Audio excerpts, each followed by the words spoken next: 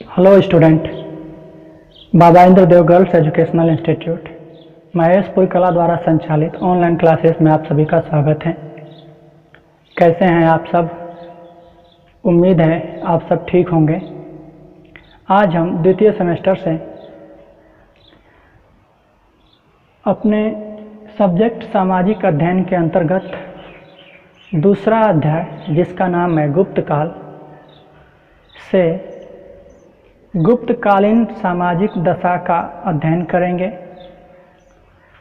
तो आइए शुरू करते हैं। गुप्तकालीन सामाजिक दशा के अंतर्गत हमारा पहला पॉइंट होगा संयुक्त परिवार प्रथा।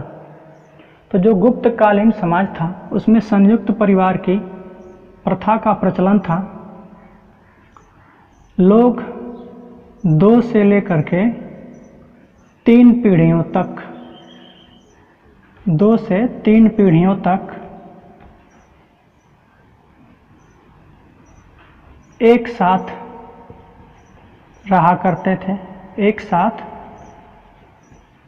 रहते थे।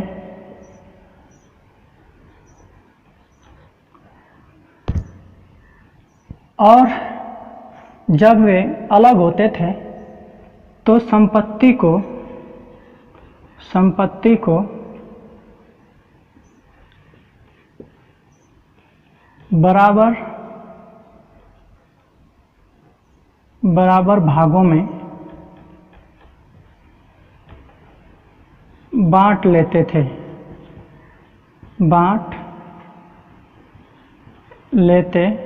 थे। जो गुप्तकालीन समाज था, गुप्तकालीन समाज सुखी व संपन्न था।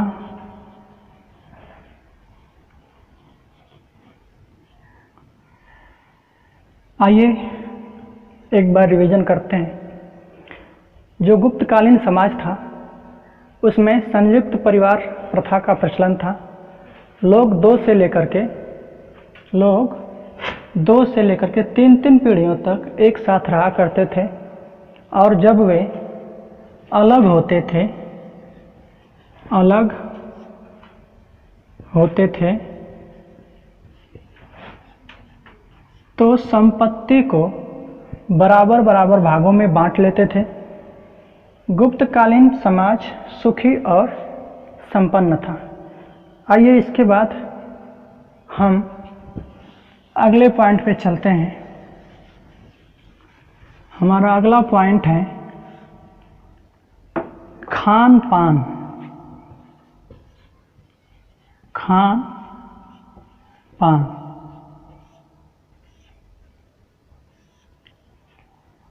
तो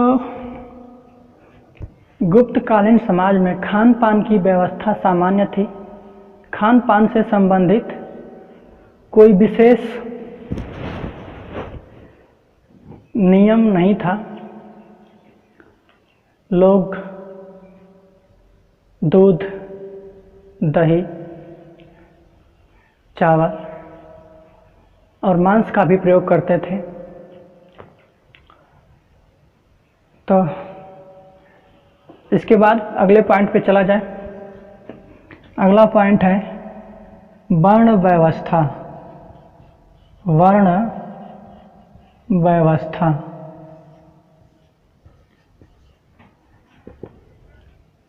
जो गुप्तकालीन समाज था वो उसमें जो वर्ण व्यवस्था थी वो धर्म पर आधारित थी।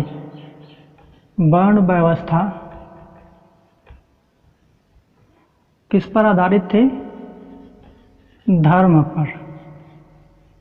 वर्ण व्यवस्था धर्म पर आधारित थी।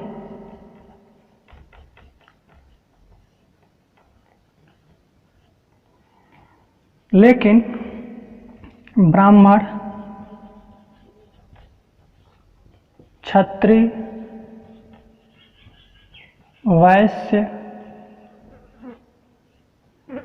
इन सब में विवाह के प्रमाण मिले हैं।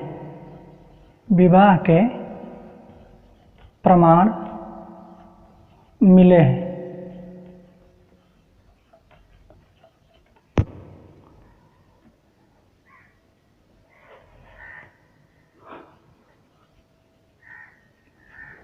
गुप्तकालीन वर्ण समाज में जो वर्ण व्यवस्था थी वो धर्म पर आधारित थी, लेकिन फिर भी विवाह से संबंधित कोई कठोर नियम नहीं मिले थे।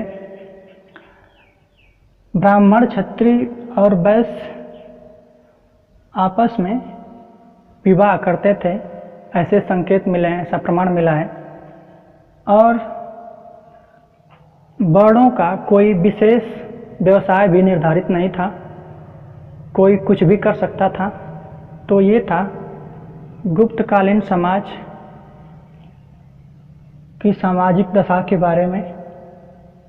एक चीज़ और इसमें जान लीजिए, जो विदेशी थे जैसे शक और हूण, ये विदेशी जातियां भी भारतीय समाज में घुल मिल गईं।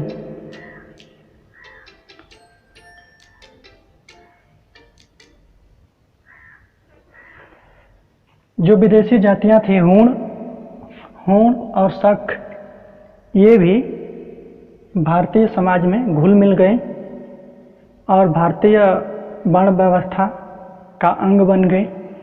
तो ये था हमारा दूसरा अध्याय, जिसका नाम था गुप्तकाल का अंतिम वीडियो। इसके बाद हम इसके आगे तीसरे अध्याय की शुरुआत करेंगे अगले वीडियो में। तो आज के लिए इतना ही, धन्यवाद।